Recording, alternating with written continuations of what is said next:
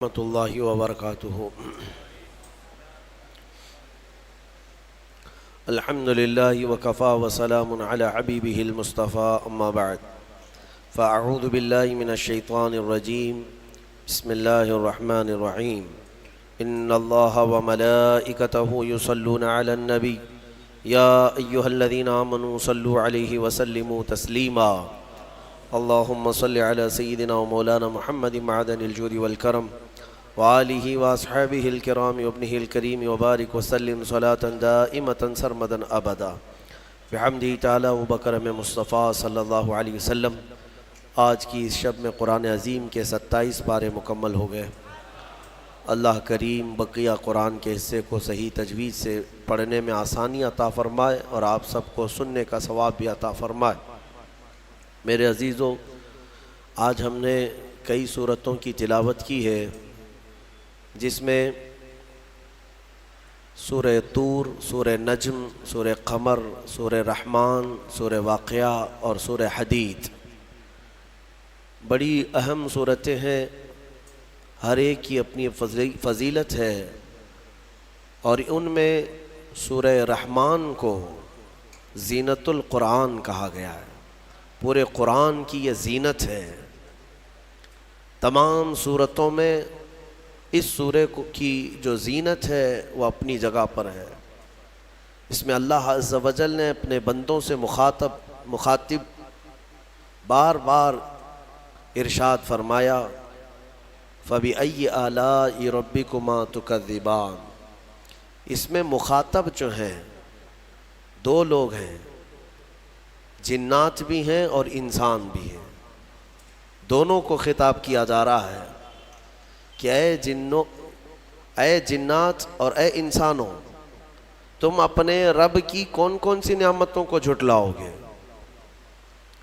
اس آیت کو 30 سے زیادہ مرتبہ دہرایا گیا سورہ رحمان میں۔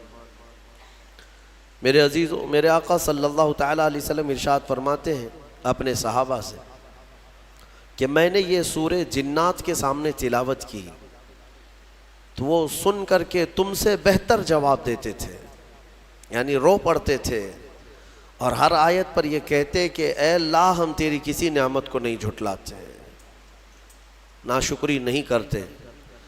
میرے عزیزو، اللہ تبارک و تعالی اپنے بندوں سے جو سب سے زیادہ پسند فرماتا ہے جو چیز، وہ شکر ہے۔ اور شیطان اگر سب سے زیادہ کسی چیز سے تمہیں دور کرتا ہے تو اللہ کے شکر سے ہی، کیونکہ اس نے چیلنج کیا ہے اللہ تعالیٰ کی بارگاہ میں۔ آیت کا حصہ میں آپ کے سامنے عرض کرتا ہوں۔ اللہ تبارک و تعالیٰ سے اس نے کہا، لَأَقْعُدَنَّ لَهُمْ صِرَاطَكَ الْمُسْتَقِيمَ ثُمَّ لَآتِيَنَّهُمْ مِنْ بَيْنِ أَيْدِيهِمْ وَمِنْ خَلْفِهِمْ وَعَنْ أَيْمَانِهِمْ وَعَنْ شَمَائِلِهِمْ وَلَا تَجِدُ أَكْثَرَهُمْ شَاكِرِينَ۔ اللہ تعالیٰ سے چیلنج کرتے ہوئے کہتا ہے شیطان کہ مولا، تیرے راستے پر میں بیٹھ جاؤں گا، سیدھے راستے پر، جو بھی اس پر چلے گا سیدھے راستے پر، میں کبھی اس کے دائیں جانب سے، کبھی بائیں، کبھی سامنے سے، کبھی پیچھے سے آ کر اسے ایسا ورغلاؤں گا کہ اے رب، تو اپنے بندوں میں شکر کرنے والے نہیں پائے گا۔ شیطان بھی کس چیز کی وہ کر رہا ہے چیلنج میں؟ شکر کرنے والے نہیں پائے گا مولا تو۔ اور اللہ نے قرآن میں فرمایا، وَقَلِيلٌ مِّنْ عِبَادِيَ الشَّكُورُ، میرے بندوں میں شکر کرنے والے بہت کم ہیں، بہت کم ہیں۔ اب جب رحمان فرما رہا ہے تو پھر یہ جو انسانوں کی تعداد ہے، کوانٹیٹی ہے، اس میں اگر پرسنٹیج نکالا جائے تو وہ انگلیوں میں گنے جاتے ہیں جو شکر کرنے والے لوگ۔ شکر اس کی اللہ تبارک و تعالیٰ نے فرمایا، تم اگر شکر کرو گے، لَإِن شَكَرْتُمْ لَأَزِيدَنَّكُمْ، میں زیادہ دوں گا، وَلَإِن كَفَرْتُمْ إِنَّ عَذَابِي لَشَدِيدٌ، اور اگر تم ناشکری کرتے ہو میری نعمتوں کی تو پھر سمجھ لو کہ میرا عذاب بہت ہی سخت ہے۔ اللہ عز و جل اس چیز کو سخت ناپسند کرتا ہے کہ اس کی نعمتوں کا کوئی ناشکری کرے۔ اسی لیے میرے عزیزو، اللہ کے حبیب صلی اللہ تعالیٰ علیہ وسلم جب دعا کرتے تھے تو یوں یہ عرض کرتے تھے کہ مولا تو اپنے شکر گزار بندوں میں میرا شمار فرما. سمجھ رہے آپ؟ صبر آسان ہے اور شکر مشکل ہے، صوفیہ نے فرمایا. حالانکہ شکر میں کیا کرنا کیا ہے، صبر دیکھا جائے تو کٹھن ہوتا ہے، برداشت کرنا ہوتا ہے. مصیبت آئی خاموش رہنا ہے، کسی چیز کی کمی ہو گئی خاموش رہنا ہے، یہی تو صبر ہے. گناہ کی خواہش ہوئی لیکن نہیں کیا، یہی صبر ہے. صبر دیکھا جائے تو مشکل ہے، لیکن صوفیہ کرام فرماتے ہیں صبر سے زیادہ مشکل شکر ہے. شکر ہے. وہ کیسے؟ کہا کہ اس لیے کہ جب خوشیاں آتی ہیں تو عام طور پر انسان ہر چیز بھول جاتا ہے، اسے یاد ہی نہیں رہتا کہ دینے والے کا مجھے شکر بجا لانا چاہیے، وہ بھول جاتا ہے. یہی تو ہم نے دیکھا ہے. آپ تھوڑا سا تجزیہ کر کے دیکھ لیں اپنی زندگی میں، تھوڑا غور و فکر کر کے دیکھ لیں. ہمارے گھروں میں بھی جو کچھ بھی ایکٹیویٹیز ہوتی ہیں، جو معمولات چلتے ہیں، اگر گھر کے اندر کوئی مصیبت آئی تو آپ فاتحہ کروائیں گے، قرآن پڑھوائیں گے. میت ہو گئی تو کیا کریں گے؟ سب سے پہلے قرآن پڑھواتے ہیں. کسی کی بیماری ہو گئی، نزا کا وقت آیا، کسی کو بلایا، قرآن پڑھوا رہے ہیں. بہت سخت بیمار ہے، پانی پڑھ کر کے پھکوا رہے. یہ ساری مصیبتوں کے وقت آپ قرآن یا عبادت کی طرف جا رہے ہیں، سجدہ کر رہے ہیں. لیکن کبھی شادی ہو رہی ہے گھر میں، بچے کا عقیقہ ہو رہا ہے، ولیمہ ہے، منگنی ہے، ان سب مواقع پر جو خوشیوں کے ہیں، کب قرآن خوانی ہوتی ہے؟ کب قرآن پڑھا جاتا ہے؟ کیا رب ذوالجلال کی بارگاہ میں پہلے سے کوئی شکرانے کی محفل ہوتی ہے؟ بہت کم دیکھا گیا. موت پر، غم پر، بیماری پر دعائیں مانگی تو ضرور جاتی ہیں، قرآن پڑھا تو جاتا ہے، لیکن خوشیوں کے موقع پر بندہ بھول جاتا ہے. اسی لیے صوفیہ اکرام نے فرمایا شکر جو ہے یہ مشکل ہے، اور منافق شکر نہیں کر سکتا. یہ مومن کو عطا کی ہوئی نعمت ہے شکر کرنا. شکر کیسے کریں گے آپ؟ شکر کرنے کا، شکر کے بہت سارے طریقے ہیں. صرف یہ نہیں ہے کہ زبان سے کہہ دیا الحمدللہ، بلکہ تمہارے ہاتھ و پیر بھی شکر بجا لاتے ہیں، تمہاری زبان بھی اور تمہارا دل بھی. تینوں طریقے ہیں شکر کے. کسی کی زبان چلتی ہی نہیں تو کیا وہ شکر گزار نہیں ہے؟ لیکن اگر اللہ رب العزت کے حوالے اپنے آپ کو کر دیا، دل سے وہ کہتا ہے کہ مولا میرا کچھ نہیں، سب تیرا ہے، وہ دل سے کہہ رہا ہے، اس کے دل کا شکر ہے. وہ ہاتھ اور پیر اگر عبادت کے لیے اٹھاتا ہے تو یہ ہاتھوں اور پیروں کی طرف سے اللہ کا شکر ہے، اور پھر زبان سے اگر کہتا ہے تو یہ زبان کا شکر ہے. الحمدللہ. اور میرے عزیزو، اللہ تبارک و تعالیٰ کو شکر ہی پسند ہے. اور شکر کا جو سب سے بہترین لفظ ہے وہ کیا ہے؟ شکر کرنے کا اللہ کا سب سے بہترین لفظ کیا ہے؟ الحمدللہ. یہی ہے نا. آپ کو عادت ڈالی گئی ہے کہ کسی نے بھی اگر آپ سے پوچھا کہ طبیعت کیسی ہے تو آپ کیا کہتے ہیں؟ الحمدللہ. چاہے سر درد ہو ہی رہا ہو لیکن آپ کہتے ہیں الحمدللہ. یہ شکر کرنے کا سب سے بہترین لفظ کیا ہے؟ الحمدللہ. اب میں آپ کو بتاتا ہوں یہ سب سے بہترین لفظ ہے، اسی لیے دیکھو کہ اللہ نے اپنی کتاب، آخری کتاب قرآن بھی اپنے حبیب پر اتارا تو اس کا سب سے پہلا ورڈ کیا رکھا؟ الحمدللہ. الحمدللہ سے پورا قرآن شروع ہوا. پھر تم اگر مولا کی بارگاہ میں عبادت کے لیے کھڑے ہوئے، نماز کے لیے رکعت باندھے، امام اگر کہیں سے جہر میں شروع کیا تو کہاں سے؟ نماز میں بھی اگر امام قرات شروع کرتا ہے تو کہاں سے شروع کرتا ہے؟ الحمدللہ سے ہی شروع کرے گا. میرے عزیزو، اتنا ہی نہیں بلکہ روایتیں ملتی ہیں کہ آدم علیہ السلام کو جب پیدا کیا گیا اور ان کے جسم میں روح ڈالی گئی، آپ کو چھینک آئی، سب سے پہلے آپ کی زبان سے نکلا الحمدللہ. اس سے اندازہ کرو کہ میرا مولا شکر پسند کرتا ہے، شکر پسند کرتا ہے. اسی لیے 30 سے زیادہ مرتبہ تم سے پوچھ رہا ہے مولا کون کون سی نعمتوں کو جھٹلاؤ گے؟ تم اللہ رب العزت کے آگے سیرنڈر ہو جاؤ، سپرد ہو جاؤ کہ مولا نہیں، میں تیری کسی نعمت کا انکار نہیں کرتا۔ تمہیں اندازہ بھی نہیں ہے تمہارے پاس نعمتیں کیا کیا مولا نے دیا ہے، تمہیں اندازہ بھی نہیں ہے۔ وَإِن تَعُدُّوا نِعْمَةَ اللَّهِ لَا تُحْصُوهَا، اللہ فرماتا ہے اگر تم گننا چاہو گے اللہ کی نعمتیں ہرگز گن نہیں سکو گے۔ کیسے گنیں گے؟ ایک بزرگ نے لکھا ہے کہ اگر کوئی طے کر لیا، توجہ چاہتا ہوں، شیخ سعدی رحمۃ اللہ علیہ کے حوالے سے یہ بات ملتی ہے، کسی نے طے کر لیا کہ میں اللہ کی ساری نعمتوں کا شکر بجا لاؤں گا، اس نے جو بھی میری نعمتیں دی ہیں سب نعمتوں کا میں شکر بجا لاؤں گا۔ ٹھیک ہے، تمہاری زبان اللہ نے دیا ہے، یہ ایک نعمت ہے، ناک نعمت ہے، کان نعمت ہے، آنکھ نعمت ہے، ہاتھ ہیں، انگلیاں ہیں، پورے جسم میں ایک ایک عضو اللہ کی نعمت ہے۔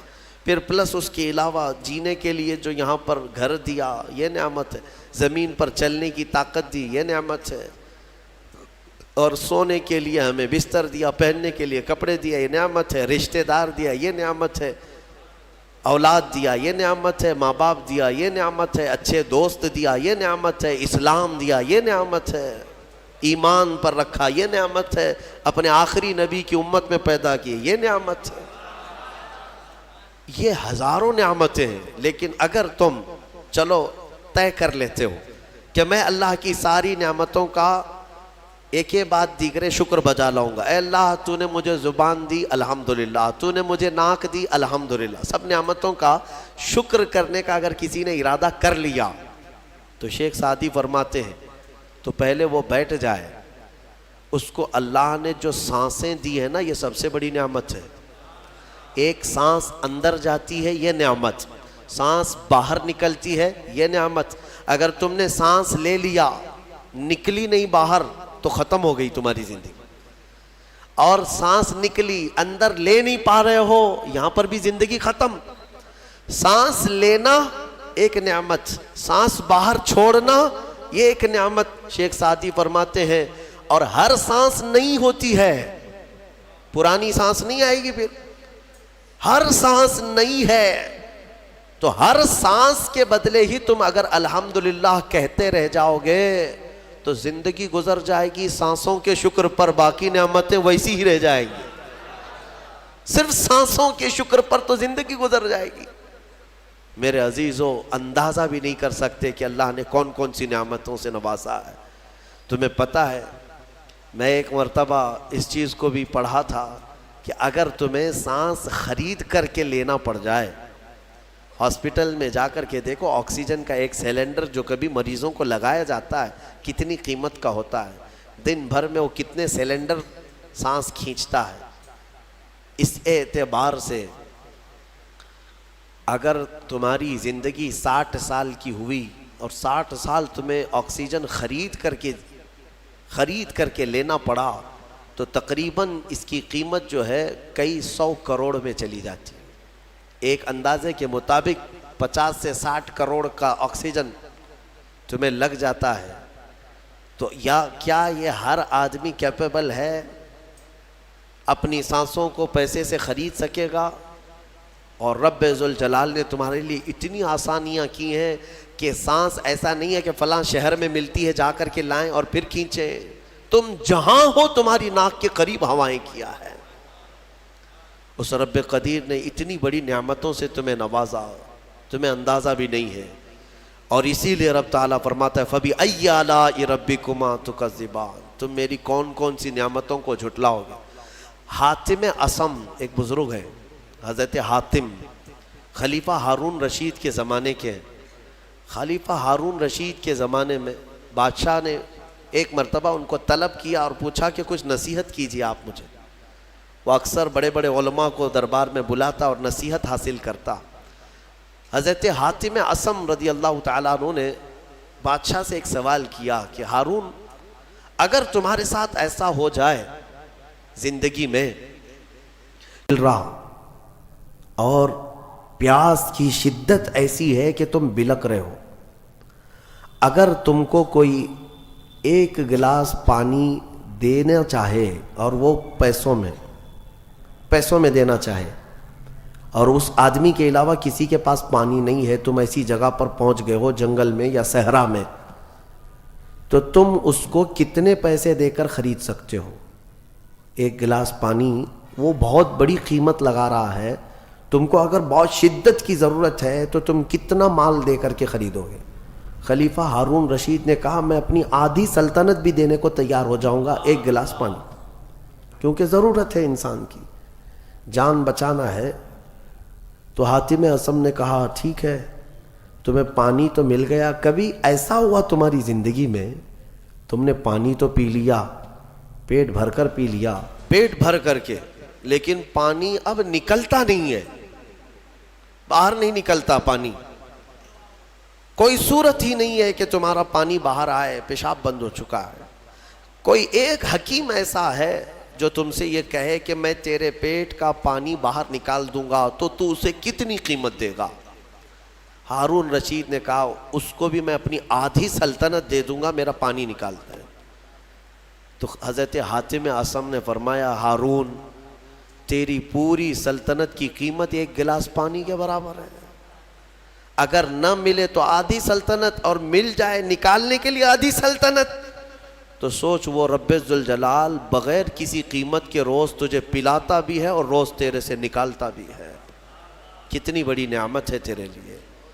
میرے عزیزو، میں آپ کو ایک چیز بتاتا ہوں، میرے آقا صلی اللہ تعالیٰ علیہ وسلم نے اپنی امت کو سب سے زیادہ اگر دعائیں سکھائی ہیں تو وہ شکر کی دعائیں، شکر کی دعائیں تلاش کر لینا، یہ میرے مطالعے کے اعتبار سے میں آپ کو بتا رہا ہوں۔ آپ روزمرہ کی زندگی میں جو چیز بھی کرتے ہیں اس میں اللہ کا شکر ہے، میرے آقا نے سکھایا۔ آپ کھانا کھانے کے لیے بیٹھ رہے ہیں، بسم اللہ پڑھ کر کے شروع کیے، کھانا ختم ہونے کے بعد میرے آقا نے سکھایا ہے الحمدللہ الذی اطعمنا وسقانا وکفانا وجعلنا من المسلمین۔ کیا ہے؟ تمام تعریفیں اس اللہ کے لیے، شکر ہے اس مولا کا جس نے ہمیں کھلایا پلایا اور ہمیں ہدایت دیا اور مسلمان بنایا۔ کھانے کے بعد بھی میرے آقا نے یہی سکھایا، کھانے کے بعد تمہیں کرنا کیا ہے؟ یہی ہے۔ اچھا، اور نیند لگ رہی ہے، سونے کے وقت کہا بسم اللہ پڑھ کر کے سو جاؤ، لیکن سو کر کے اٹھتے ہو اگر نیند کھلتی ہے تو میرے آقا فرماتے ہیں یہ پڑھو الحمدللہ الذی احیانا بعد ما اماتنا۔ الحمد سے ہی شروع ہے، تمام تعریفیں اس اللہ کے لیے جس نے ایک موت کے بعد مجھے دوبارہ اٹھایا ہے۔ آپ کیا سمجھتے ہیں؟ نیند جو ہے موت کی بہن ہے، اگر کوئی سویا مولا چاہے تو اس کی آخری نیند ہو سکتی ہے۔ بہت سارے ایسے ہیں جو سوئے اور پھر اٹھ ہی نہیں سکے۔ نیند کی حالت ایسی ہوتی ہے کہ وہ آدھی موت کے برابر ہے، اس کو خبر نہیں ہوتی، اسی میں وہ چلا بھی جا سکتا ہے، اور پھر جب تمہیں بیدار کرتا ہے مولا تو یہ نعمت ہے، بہت بڑی نعمت ہے کہ تمہیں موت کے منہ میں لے جا کر واپس لے آیا۔ جب بھی تم اٹھتے ہو میرے آقا نے فرمایا شکر بجا لاؤ، شکر ہے اس اللہ کا، تمام تعریفیں اس اللہ کی۔ بعد ما اماتنا احیانا بعد ما اماتنا، ہمیں موت دینے کے بعد دوبارہ اٹھایا ہے، اس اللہ کا شکر ہے۔ سو کے اٹھو تو الحمدللہ۔ اتنا ہی نہیں میرے عزیزو، میرے آقا صلی اللہ تعالیٰ علیہ وسلم فرماتے کپڑا اگر پہن لیا تو بھی پڑھو الحمدللہ الذی کسانی ھذا۔ تمام تعریفیں اس اللہ کے لیے جس نے مجھے یہ جوڑا پہنایا۔ ہاں، ورنہ اگر مولا تعالیٰ نہ چاہے تو کسی جسم پر کپڑا بھی نہیں آئے گا، وہ روز تمہیں پہناتا ہے، تمہارے ستر کو چھپاتا ہے۔ اتنا ہی نہیں، میں آپ کو بتاؤں استنجا کے لیے بھی جاتے ہو، پیشاب کے لیے فرمایا گیا کہ بسم اللہ پڑھ کر کے تو جانا ہے، اور اللہ کی پناہ مانگ کر کے جاؤ، بسم اللہ اللہم انی اعوذ بک من الخبث والخبائث۔ لیکن جب تم استنجا کر کے باہر آتے ہو تو حضور نے فرمایا پھر یہ کہو الحمدللہ الذی اذھب عنی الاذى وعافانی۔ وہاں بھی شکر ہے، کس بات کا شکر ہے؟ تمام تعریفیں اس اللہ کی، اس کا شکر ہے جس نے اذیت دینے والی، تکلیف دینے والی چیز کو میرے جسم سے دور کیا۔ تمہیں اندازہ ہے زہر ہے یہ جو اندر استنجا جمع ہو جائے تو آسانی سے آج پیشاب کر لیتے ہو، آسانی سے آج تم حاجت کر لیتے ہو، پخانہ ہو جاتا ہے، تو اس کو یوں مت سمجھ لینا کہ تمہارا کمال ہے، یہ رب تعالیٰ کی ہزار نعمتوں میں سے ایک نعمت ہے۔ اگر پیشاب تمہارا رک گیا، کڈنی کام کرنا چھوڑ دیتی ہے، آج جاؤ ہاسپٹلوں میں دیکھو ڈائلیسس کی مشینوں پر کتنے مریض سوئے ہوئے ہیں۔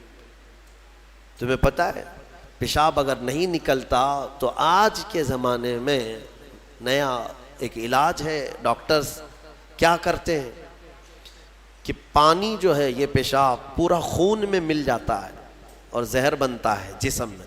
اگر ایک دن پیشاب نہیں ہوا تو پانی تمہارا جسم میں بھر جائے گا، اسی کو کریٹینن کا لیول بڑھنا کہتے ہیں، زہر بھر جاتا ہے۔ اب اس کو نکالے کیسے؟ باہر آتا نہیں ہے، باہر آتا نہیں ہے۔ ڈاکٹر اس کے لیے ڈائلیسس کی مشین اس کو لٹاتے ہیں، کیا کرتے ہیں؟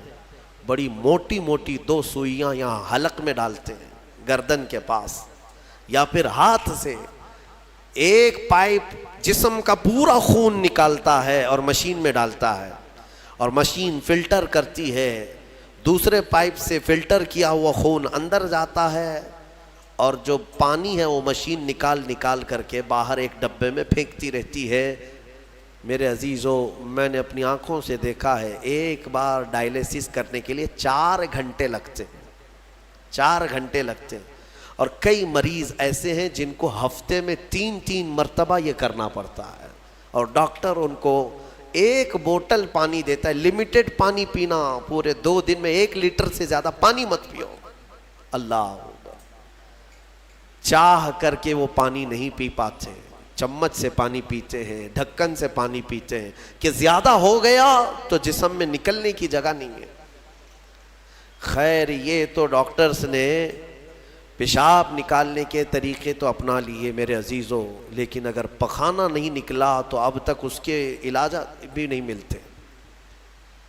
کھا لیا آپ نے، اگر یہ غلاظت نہیں نکل پائی تمہارے اندر تو پورے جسم میں یہ زہر بن کر کے پھیل جائے گا، موت کا سبب بن جاتا ہے۔ جب ہم بیت الخلاء میں جاتے ہیں اور پیشاب پاخانہ کر کے نکلتے ہیں تو تمہیں کیا لگتا ہے میرے عزیزو؟ یہ اللہ کی ہزارہ نعمتوں میں سے ایک نعمت ہے کہ اذیت دینے والی چیز کو اس نے ہمارے جسم سے ہٹایا ہے۔ اسی لیے مولا فرماتا ہے فَبِأَيِّ آلَاءِ رَبِّكُمَا تُكَذِّبَانِ، تم میری کون کون سی نعمتوں کو جھٹلاؤ گے؟ اچھا یہ تو نکلنے والی بات میں نے کیا نا، نکلنے والی بات، لیکن تمہیں پتا ہے تمہیں اگر کھانے کے لیے بھوک نہ لگے تو کچھ نہیں کر سکو گے۔ کھانے کی خواہش ہونا یہ اللہ کی نعمت ہے، بھوک لگنا یہ اللہ کی نعمت ہے۔ اچھا یہ بھی میں آپ کو بتا دوں، بھوک لگتی نہیں ہے کسی کو تو یہ مصیبت ہے، کھا ہی نہیں سکتا، بغیر بھوک کے وہ اندر لے بھی نہیں سکتا لقمہ۔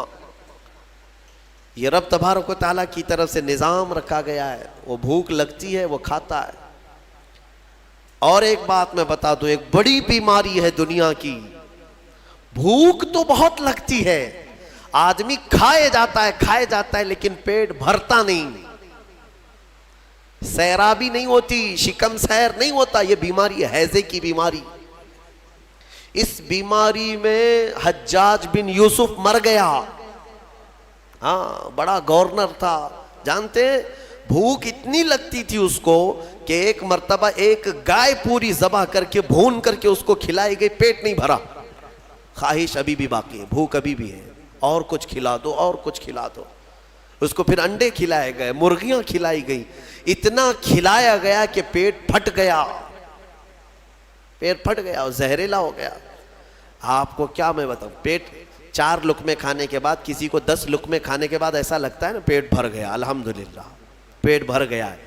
یہ جو شکم سیر آپ کو لگتا ہے یہ اللہ کی نعمت ہے۔ کچھ لوگوں کو یہ بیماری ہے کہ تم ان کو 4 کلو بھی اندر کچھ ڈال دو تو یہاں کی جو چاہت ہے وہ نہیں جائے گی، ہاں خواہش نہیں ختم ہوگی۔ اسی طرح پیاس لگنا اللہ کی نعمت ہے، اور پیاس کا بجھ جانا یہ بھی نعمت ہے۔ سکرات کے وقت میں فرمایا گیا اگر ایک ندی پانی بھی اس کو پلایا جائے تو یہ حلق نہیں سوکھے گا، پیاس باقی رہے گی، اور پانی اور پانی اور پانی۔ تم اندازہ کر سکتے ہو ایک گلاس پانی پینے کے بعد اگر ٹھنڈک لگی، ہاں پیٹ بھر گیا، پیاس بجھ گئی، نعمت ہے اللہ کی یہ۔ اور ایک بیماری یہ ہے کہ اس کے اندر ایک بالٹی پانی بھی ڈال دیا جائے تو حلق نہیں سوکھتا، پیاس بجھتی نہیں ہے، پھر زبان چپکنے لگتی ہے، زبان چپکنے لگتی ہے، حلق سوکھنے لگتا ہے، یہ بیماری ہے۔ میرے عزیزوں، میں تو صرف تمہارے جسم کی نعمتیں گنا رہا ہوں، تمہیں اندازہ بھی نہیں ہے۔ ابھی چند دنوں قبل میں نے اپنے بچوں کے سامنے بھی ایک بات عرض کیا تھا۔ میں 1-2 سال قبل شاید ایک مطالعے میں تھا، کسی چیز کی اسٹڈی میں، ایک نئی چیز میرے مطالعے پہ آئی تھی۔ ایک صاحب کئی دنوں سے وہ بیمار رہتے تھے، ان کو ہوتا کیا تھا، چلتے تھے تو اچانک ٹیڑھے ہو جائے اور ایسا لگے کہ دیوار گر رہی ہے، روڈ پہ چلے تو ایسا لگے کہ یہ گاڑی میرے اوپر گرے گی۔ ہاں یہ ایک بیماری ہے۔ آپ زمین پر کھڑے ہوتے ہیں، 2 پیروں سے کھڑے ہوتے ہیں نا، بیلنس کیسے رہتا ہے تمہارا؟ یہ چاہے موٹے ہو تگڑے ہو لیکن سیدھے تو کھڑے رہتے ہو، اور چلتے ہو تو کیا ایک طرف جھک جھک کے چلتے ہو، کبھی ادھر کبھی ادھر نہیں، ہوائیں چاہے جتنی بھی آئیں آپ سیدھے چلتے ہیں۔ یہ کون ہے جو تمہارے بیلنس کو مینٹین کیا ہوا ہے؟ صرف 2 ٹانگوں پر تمہارے پورے وزن کو کس نے قائم رکھا ہے؟ اگر تجربہ کرنا ہے تو مٹی کا ایک پتلا اس طرح سے چلا کر کے دکھاؤ، 2 ٹانگوں پر چلا کر کے دکھاؤ، بیلنس کون رکھے گا؟ ارے پتلے بھی اگر بنا کر کے کھڑا کرتے ہیں کہیں اسٹیچو تو انہیں گاڑ دیتے ہیں، کھڑا نہیں کر پائیں گے۔ اتنا تمہاری ہی وزن کے بعد 80 کلو کا ایک پتلا بناؤ مٹی کا اور اس کو صرف پیروں پہ کھڑا کر کے دکھاؤ، نہیں کھڑا ہوگا، ہوا آئے گی گر جائے گا۔ تمہیں ہوا کیوں نہیں گراتی؟ کون ہے جو تمہیں برقرار رکھا ہوا ہے؟ آپ کو میں بتاؤں تو حیرت ہوگی آپ کہ کون سی چیز مینٹین کرتی ہے، پتہ ہے آپ کو کون سی چیز تمہارے جسم کے اندر؟ نہ تمہارے ہاتھ نہ تمہارے پیر۔ اللہ اکبر، اللہ کی نعمتوں پر قربان جاؤ۔ ایک صاحب انہوں نے مجھ سے ملاقات کی تھی اور اپنی بیماری یہ بتائی تھی کہ ایسا لگتا ہے، تعویذ بھی کرائے، دعا بھی کرائے، وظیفے بھی کروائے، بہت ساری۔ ایک ماہر دانشور تھے، انہوں نے مجھ سے یہ کہا کہ مولانا مسئلہ یہ ہے کہ ہمارے دونوں کانوں کے بیچ میں ایک چھوٹا سا پارا، ایک قطرہ ہوتا ہے پارے کا، لکوڈ پارا دیکھیں آپ، بی پی چیک کرنے کے وقت جو چڑھتا اترتا ہے مشینوں پہ، اس طرح کا ایک ہلکا سا ایک لکوڈ قطرہ ہمارے دونوں کانوں کے برابر بیچوں بیچ ہوتا ہے، اور وہ قطرہ ہے جو پورے بیلنس کو مینٹین کرتا ہے۔ وہ ایک قطرہ ہے، اگر اس قطرے کے اندر ذرا برابر بھی ادھر ادھر ہوا، وہ ایک طرف ہو گیا تو آدمی یوں چلنے لگ جائے گا، اگر وہ اس طرف ہو گیا قطرہ تو پھر آدمی اس طرف جھک جائے گا، اور یہ جلدی ہوتا نہیں ہے۔ وہ اتنا مضبوطی کے ساتھ پورے انسانوں کے جسموں کو سنبھالے رکھتا ہے۔ میرے عزیزوں، پھر میں یہ پوچھتا ہوں فَبِأَيِّ آلَاءِ رَبِّكُمَا تُكَذِّبَانِ، تم اپنے رب کی کون کون سی نعمتوں کو جھٹلاؤ گے؟ اور ایک بات، عجیب عجیب چیزیں میں نے دیکھی، کبھی ہم غور نہیں کرتے نا اپنے جسم میں، اور اسی لیے میرا رحمان فرماتا ہے وَفِي أَنفُسِكُمْ أَفَلَا تُبْصِرُونَ، تمہاری ذات میں میری نشانیاں ہیں، تم دیکھتے نہیں؟ اللہ پوچھ رہا ہے، تمہاری اپنی ذات میں میری نشانیاں ہیں۔ محبوب الہی نظام الدین اولیاء رحمۃ اللہ تعالیٰ علیہ نے فرمایا، اللہ تبارک و تعالیٰ تک اگر پہنچنا چاہے بندہ تو صرف اس کی نسیں جو ہے نا، اس کی رگیں، یہی کافی ہیں اس کے لیے۔ ہاں میرے عزیزوں، آج بھی ڈاکٹرز یہ کہتے ہیں کہ تمہارے جسم کے اندر کی نسیں اگر کھول کر کے پھیلا دی جائیں تو 10,000 کلومیٹر تک پھیل جائیں گے، یعنی تقریباً ایک دنیا گھومنے کے برابر۔ اتنی نسیں تمہارے جسم کے اندر ہیں کہ اگر ان کو کھول کر کے پھیلا دیا جائے تو اتنی لمبی کون ہے جو یہ سارا مینٹین کیا ہوا ہے؟ اور ہر نس میں وہ خون کو دوڑاتا ہے اور پھر واپس پہنچاتا ہے دل تک. ایک چیز میں جو کہہ رہا تھا وہ یہ ہے، عجیب سی چیز ہے.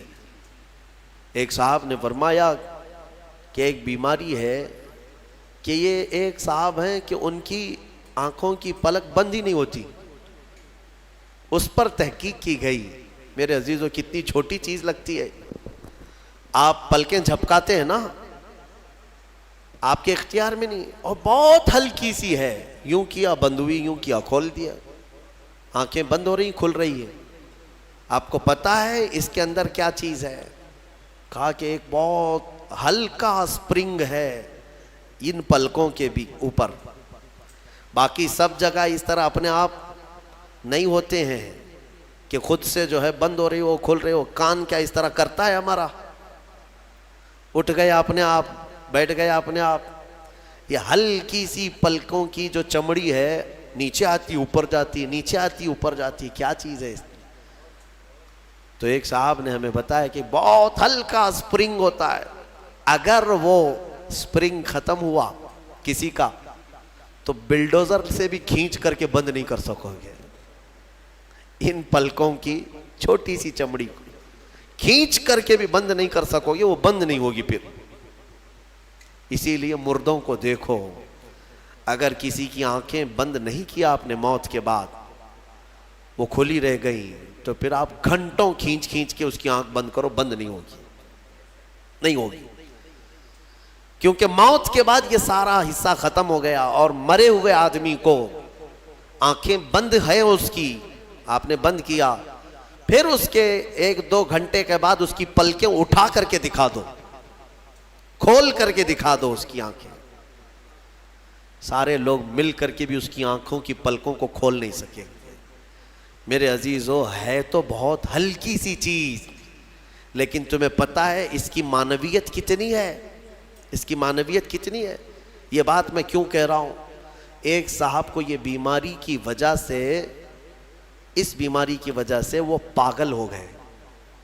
کیا بیماری تھی؟ کہ پلک جھپک نہیں رہی ہے، بند نہیں ہو رہی ہے. اور بند نہیں ہو رہی ہے تو نیند نہیں آتی. جیسے نیند آئے گی تو آنکھوں کا آٹومیٹک بند ہونا ہے، اور آنکھ بند نہیں ہو رہی تو سوئے گا کیسے؟ اور نس ہونے کی وجہ سے وہ مینٹلی ختم ہو گیا، پاگل ہو گیا. اور اب تو شاید مر بھی گیا ہوگا. یہ کافی 2-3 سال پہلے کی بات میں ہم اندازہ بھی نہیں کرتے کہ اتنی چھوٹی چھوٹی چیزیں. میرے عزیزو ہمارے بال جو جسم میں ہیں، ایک رواں بھی اس کا بال کا، یہ اللہ کی نعمت ہے. آپ دیکھیں ایک بال بھی نکل گیا تو پھوڑی آ جاتی ہے اس کی قیمت بتانے کے لیے کہ یہ یوں ہی اللہ نے نہیں دیا تم کو، یوں ہی نہیں. ایک خاتون کو میں نے دیکھا تھا، چھوٹی سی لڑکی تھی، وہ اس کے صرف یہ آنکھوں کے اوپر کی بھویں نہیں تھی اور بال کچھ بھی نہیں تھے، جس کی وجہ سے وہ اتنی ڈراؤنی لگتی تھی کہ بچے دیکھ کر کے بھاگ جاتے تھے. صرف یہ آنکھوں کے بال نہیں تھے اور وہ چہرہ چھپائے رہی تھی. بہت بڑی ٹیلنٹڈ بچی، پڑھنے میں لکھنے میں ساری چیزوں میں بہت اچھی، لیکن اس کی وجہ سے وہ چہرہ چھپائی رہتی. اس دن مجھے محسوس ہوا کہ اگر ایک بھی چیز ہماری ادھر ادھر ہو جائے تو انسان کا سارا جمال ختم ہو جاتا ہے. اسی لیے میرے عزیزو اللہ نے جو چیزیں تمہارے پاس آج دی ہیں، شکر بجا لاؤ، اللہ کا شکر بجا لاؤ. اور سورہ رحمان آج تم نے سنا ہے، بار بار مولا کی بارگاہ میں عرض کرو، مولا ہم تیری کسی نعمت کو نہیں جھٹلاتے، ہر نعمت پر تیرا شکر بجا لاتے ہیں. میں اپنی گفتگو کو سمیٹتے ہوئے آخر میں ایک حدیث سنا دیتا ہوں. اللہ کے حبیب صلی اللہ تعالیٰ علیہ وسلم نے ارشاد فرمایا، آج ہی میں نے درس قرآن میں بھی سنایا تھا. حضور اکرم صلی اللہ علیہ وسلم نے فرمایا 3 چیزوں کو غنیمت جانو. 3 چیزوں کے آنے سے پہلے پہلے. وہ 3 چیزیں کیا ہیں؟ توجہ سے سنو. میرے آقا فرماتے ہیں جوانی ہے تو غنیمت جانو بڑھاپا آنے سے پہلے. جوانی کو غنیمت جانو بڑھاپا آنے سے پہلے. اس لیے کہ بڑھاپے میں جو کچھ ہوتا ہے وہ پھر وہ بوڑھوں کو معلوم ہے.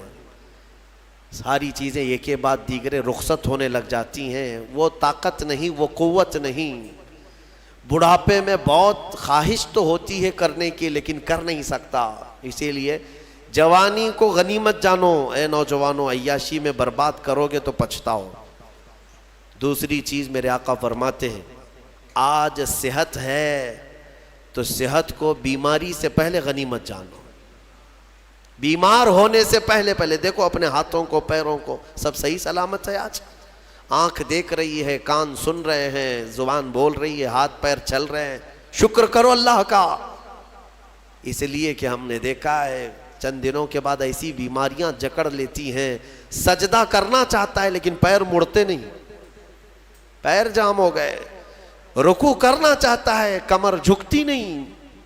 آج صحت ہے تمہارے پاس، کل آنکھیں ساتھ چھوڑنے لگ جائیں گی، کان کم سنائی دینے لگ جائیں گے، زبان میں راشا طاری ہونے لگ جاتا ہے، ہکلاہٹ آنے لگ جاتی ہے، چاہ کر کے بھی بہت ساری چیزیں تم کر نہیں پاتے۔ اسی لیے آج صحت ہے، غنیمت جانو اس کو، کوئی بیماری نہیں۔ آج چند ہی دنوں کے بعد دیکھنا کہ شوگر ساتھ، بی پی ساتھ، ایسے ساتھ ہوتے ہیں کہ پھر قبر تک نہیں چھوڑتے۔ ہاں آج صحت ہے، کل کسی کو کینسر ہوا تو پھر وہ جنازے کے ساتھ ساتھ کینسر جاتا ہے، کچھ نہیں کرتے، اور ان بیماریوں میں آنے کے بعد ان کو صحت کے دن یاد آتے ہیں، کاش جب میں اچھا بھلا تھا تو اللہ کی عبادت کرتا، بیمار ہوں کچھ نہیں کر پاتا۔ میں نے آپ کو اس سے قبل بھی بتایا تھا میرے عزیزو، ایک نوجوان کی بات مجھے بار بار وہ جھنجھوڑتی ہے، ممبئی شہر کے رہنے والا نوجوان، 22 سے 24 سال کا، باپ اکلوتے بیٹے کو بہت اچھا پڑھایا تھا، لندن بھیج کر کے پڑھایا تھا، اکلوتا بیٹا، بڑے باپ کا بیٹا ہے، اور 24 سال کی عمر میں اس کو بون کینسر ہو گیا، ہڈیوں کا کینسر ہو گیا، یونیورسٹی میں پڑھا اچھا، اور اس کے بعد پتہ ہی نہیں چلا، اچانک 3rd سٹیج پہ پتہ چلا، پھر 6 مہینے شاید علاج کے لگے ہوں گے، ڈاکٹروں نے کہا کہ اس کو گھر لے جاؤ، اب کچھ نہیں ہوتا۔ گھر آیا تھا، اس کی ہڈیاں گل گئی تھی۔ ہاں بون کینسر بڑا ڈینجر ہے، ہڈیاں جو ہے پاؤڈر ہونے لگ جاتی ہیں، اس کو اگر اٹھائیں تو پیٹھ کی ہڈی میں انگلیاں اندر جانے لگ جاتی ہیں، یہ کینسر بہت خطرناک قسم کا ہے۔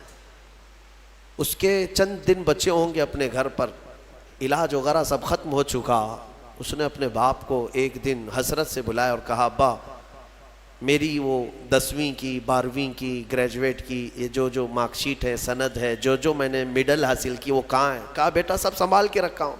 کہا میں دیکھنا چاہتا ہوں۔ باپ نے وہ ساری چیزیں الماری سے اس کو دیا کہ یہ سرٹیفکیٹ ہے، یہ تیری سند ہے، یہ مارک شیٹ ہے، یہ ساری چیزیں ہیں۔ وہ نوجوان بستر پر لے کر کے اپنی سرٹیفکیٹ پڑی ہوئی، اس میں ٹاپر بھی رہا ہے، وہ سب چیزیں دیکھ دیکھ کر کے رونے لگا، اور پھر اپنے باپ سے ایک سوال کیا کہ ابا یہ ساری مارک شیٹ اور سند میں کون سی ایسی ہے جو میں منکر نکیر کو بتاؤں تو مجھے چھوڑ دیا جائے، کیونکہ میں جا رہا ہوں اب آخری سفر پر، میں آخری سفر پر جا رہا ہوں، اب تو میرے پاس اتنا وقت بھی نہیں ہے کہ میں کوئی اور چیز حاصل کروں۔ اس کے باپ نے مجھے یہ چیز بتائی تھی، وہ کہتے تھے کہ مولانا آپ بچوں کو بتاؤ، واقعی صحت جب تک تھی تم نے نہ قرآن کی طرف توجہ دیا، نہ میرے رحمان کو راضی کرنے کی کوشش کی۔ صحت آج ہے تو شکر بجا لاؤ اللہ کا، بیماری میں وہ مولا تمہارے ساتھ ہوگا۔ 2 چیزیں میں نے عرض کی ہے، جوانی کو غنیمت جانو بڑھاپا آنے سے پہلے، صحت کو غنیمت جانو بیمار ہونے سے پہلے، اور سب سے بڑی چیز میرے آقا فرماتے ہیں زندگی کو غنیمت جانو موت آنے سے پہلے۔ ہاں ٹھیک ہے، بڑھاپے میں کچھ تو کر سکتے ہو، بیماری میں کچھ تو کر سکتے ہو، مرنے کے بعد کیا کر سکتے ہو؟ تو اس لیے آج زندہ ہیں، اسی کو غنیمت جانو کہ اللہ ابھی تو ملک الموت نہیں آیا، ابھی تمہارے پاس ٹائم باقی ہے، سانسیں چل رہی، وقت باقی، صحت بھی ہے، جوانی بھی ہے، زندگی بھی ہے، تو سب ہے تمہارے پاس۔ پھر اللہ کی ناشکری کرنا میرے عزیزو یہ سب سے بڑا گناہ ہے۔ اسی لیے میرے آقا صلی اللہ علیہ وسلم نے فرمایا معراج کی رات میں نے جہنم میں سب سے زیادہ عورتوں کو دیکھا۔ حضور سے پوچھا عورتوں نے کہ کس وجہ سے؟ حضور نے وجہ یہی بتائی، ہن یکفرن العشیر، وہ اپنے شوہروں کی ناشکری کرتی ہیں۔ ناشکری کرتی ہیں. کب تو نے میرے ساتھ اچھا کیا, یہ لفظ کہتی ہیں جس کی وجہ سے مولا ان کو جہنم میں پہنچایا. عورت اگر شوہر کی ناشکری کی وجہ سے جہنم میں ہے تو یہ بندے جو سیدھے رحمان کے ناشکرے ہیں وہ کس قدر جہنم میں جلیں گے. اسی لیے میں ڈراتا ہوں اس بات سے کہ اللہ رب العزت کا شکر بجا لاؤ. جیسا رکھا ہے اس نے بہت ہے, بلکہ دیکھا جائے تو ہماری حیثیت سے زیادہ اس نے عطا کیا ہے. شیخ سعدی رحمۃ اللہ تعالی علیہ کی وہ بات یاد آتی ہے, ان کی چپل گم ہو گئی تھی, کانٹے اور کنکر چبھنے لگے, مسجد میں آئے سجدے میں رونے لگے, سفر میں ہوں مولا میری حیثیت ہی نہیں ہے کہ اب میں چپل بھی خرید سکوں, میں اتنا غریب اور مفلس ہو گیا ہوں. باہر نکلے تو دیکھا ایک آدمی پیر کٹا ہوا بیٹھا تھا جس کے دونوں پیر نہیں تھے.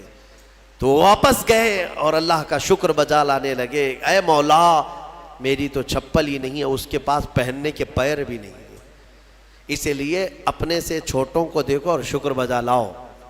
ہاں میں اپنے نوجوانوں سے اسی لیے کہتا تھا کہ کبھی کبھار ہاسپٹل وزٹ کرو, جاؤ کینسر کے پیشنٹ کو دیکھو, وہاں پر کبھی چہرہ سڑا ہوا ہے, کسی کا گلا سڑا ہوا ہے, کہاں کہاں کیا کیا. میں جاتا ہوں کبھی تو وہ دیکھتے ہی رونے لگ جاتے ہیں. میرے عزیزوں وہ موت و حیات کے بیچ میں موجود ایک لاش کی طرح پڑے رہتے ہیں. تم دیکھو گے تمہیں اپنی صحت پر اللہ کا شکر کرنے کا جذبہ پیدا ہوگا کہ مولا تو نے مجھے ان سب بیماریوں سے محفوظ رکھا ہے. اسی لیے میرے آقا صلی اللہ تعالیٰ علیہ وسلم نے بیماروں کو دیکھ کر, مصیبت زدہ کو دیکھ کر کے بھی جو دعا تعلیم دی وہ کیا ہے؟ اللہ تعالیٰ نے, اللہ کے حبیب نے یہی دعا سکھائی, الحمدللہ الذی فضلنا علی کثیر ممن خلق تفضیلا, الحمدللہ الذی عافانی مما ابتلاک بہ وفضلنی علی کثیر ممن خلق تفضیلا. اے مولا تیرا شکر ہے تو نے مجھے عافیت دی ہے, جس میں تو اس کو مبتلا کر رکھا ہے اس سے تو مجھے بچا کر رکھا ہے, اور سب پر تو نے اکثر بندوں پر تو نے مجھے فضیلت دی ہے. مولا یہ تیرا شکر ہے. اسی لیے میں کہوں گا فَبِأَيِّ آلَاءِ رَبِّكُمَا تُكَذِّبَانِ, اے انسانوں اور جنات تم اپنے رب کی کون کون سی نعمتوں کو جھٹلاؤ گے؟ اگر جھٹلاؤ گے تو پھر پکڑ ہوگی. مولا کریم کی بارگاہ میں عرض کرو, مولا ہماری ہر سانس کے بدلے تیرا کروڑ کروڑ شکر و احسان ہے, اور سب سے بڑا تیرا انعام اور تیرا شکر یہ ہے کہ مولا ہمیں لائق نہ ہونے کے باوجود تو نے اپنے محبوب کی امت میں ہمیں پیدا کیا ہے, ایمان دیا, اسلام دیا. اور مولا تیرے دربار میں اتنی التجا ہے کہ اے کریم خدا ہماری آخری سانس بھی تو ہمیں ایمان پہ عطا فرما, تیرے حبیب کے قدموں میں موت عطا فرما, اور جب اٹھائے جائیں تو شکر گزار بندوں میں ہمارا حشر فرما. وآخر دعوانا الحمدللہ رب العالمین.